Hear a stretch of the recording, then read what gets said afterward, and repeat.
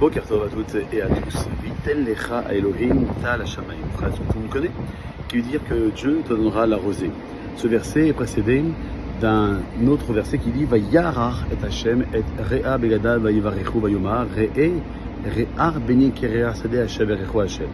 Voilà, je sens le parfum de ses vêtements et béni en disant voici le parfum de mon fils Yaakov qui est comme le parfum d'un champ que Dieu a béni. Rashi rapporte que c'est l'odeur d'un champ de pommier.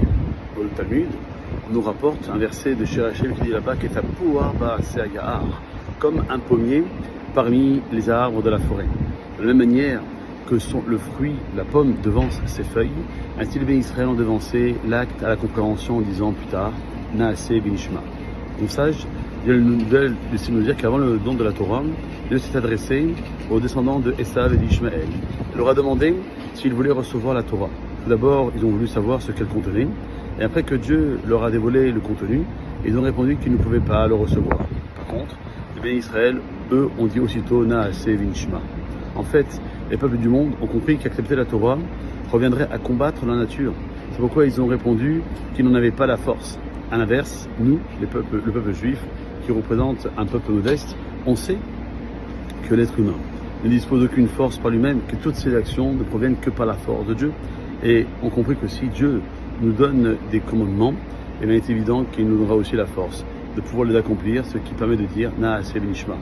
Ainsi, Yaakov Avinu, humble et modeste, comme la Torah le dit dans le prophète de Amos, comment Yaakov peut-il survivre? Il est si faible, car il savait que s'il ne possédait aucune force par lui-même, tout ce qu'il accomplissait, בתחנה זו חולפות רכבות מהירות. נא להתרחק משפת הרציף אל מעבר לפס הצהוב. תודה. Que tout ce qu'il accomplissait était dû uniquement à la force donnée par Dieu. Mais c'est ce que Israël, son père, veut lui dire. Lorsqu'il dit vois le parfum de mon fils Yaakov, c'est comme le parfum d'un champ.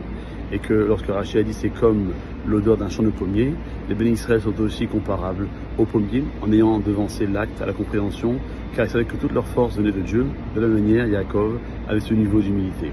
Alors on comprend mieux la bracha de Israël qui donne à Yaakov et Veiten lecha, que Dieu te donnera, afin que Yaakov sache que tout ce qu'il possède ne vient que du maître du monde. Il ne doit pas penser qu'il vit de manière autonome.